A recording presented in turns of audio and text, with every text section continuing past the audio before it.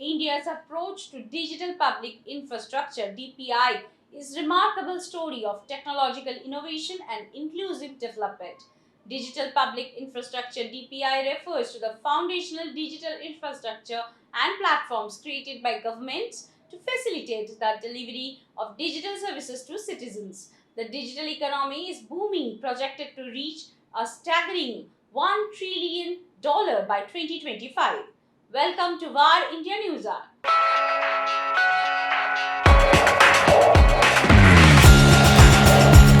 Public infrastructure has been a cornerstone for human progress, but it has plagued the previous generation, making it imperative for the third type of public infrastructure called digital public infrastructure with more open and democratic principles built in it.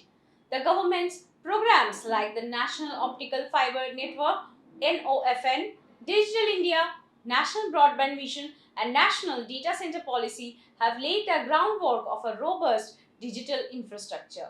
Secondly, the BharatNet project, with its ambitious goal of connecting villages through high-speed internet, serves as a prime example.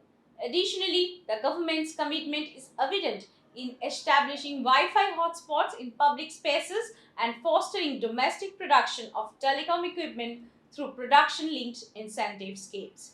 While UPI revolutionized the way financial transactions are conducted by providing a seamless, interoperable platform, DPI aims to offer a similar paradigm shift for personal identification and data security.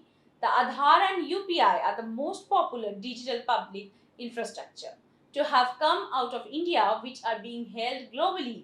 There are several others taking shape.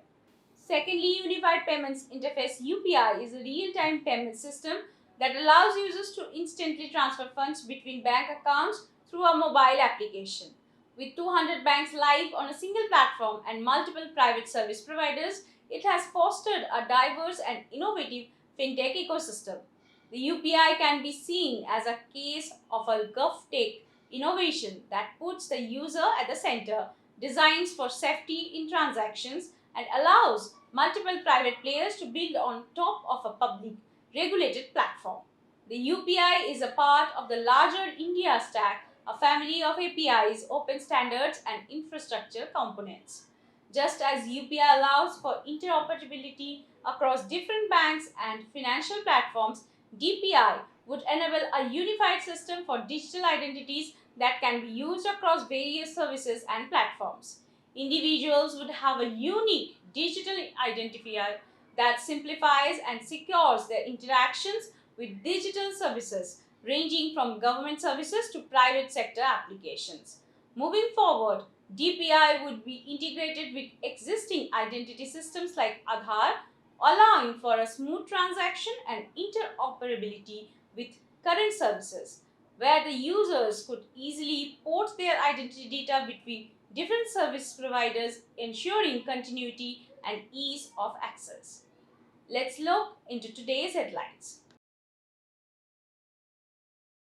3,401 social media links and websites removed due to cybercrimes. Since March 14th, 3,401 social media links, websites, and WhatsApp groups related to cybercrimes have been removed by the Indian Cybercrime Coordination Center. 14C Section 79 3B of the IT Act permits 14C to issue removal orders with authorizations from the Home Ministry. More than 90% of these orders were fulfilled by Meta.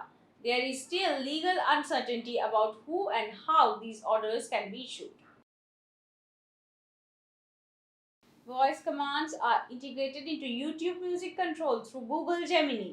With the help of Google's Gemini extension, users can now utilize voice commands to control YouTube Music. This technology, which will be on display at I/O 2024, gives mobile devices access to basic phone assistant functionality. Users can enable background playback on Android devices by integrating their YouTube Music account, which gives them access to music commands like play song or play artist. SpaceX share sales might propel its valuation above $200 billion. According to reports, SpaceX is purportedly in talks for a possible share sale that would increase the company's valuation to $200 billion. The price per share for the purchase might range from $108 to $110. Elon Musk said SpaceX has no need for additional capital and will actually be buying back shares. Abhimanyu Lal is appointed as CMO by Tata Neu. As part of many organizational changes, Tata Neu has appointed Abhimanyu Lal as Chief of Marketing. Since 2019, Lal has been connected to Tata Digital. In addition, Hardev Singh Guru has been named Chief Financial Officer, while Gaurav Mutani has been named Chief Product Officer. NovaCoast PIL-R MDR platform is acquired by OpenText. NovaCoast, a leader in cybersecurity services, sold its PIL-R managed detection and response technology to OpenText. The agreement specifics were not made public.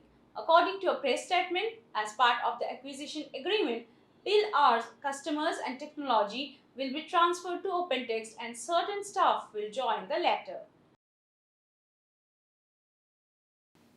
That's all for now. Please like, share, comment, and subscribe to VAR India magazine. You can download the VAR India app from Google Play Store and Apple App Store for more news and updates. Stay tuned. Thank you.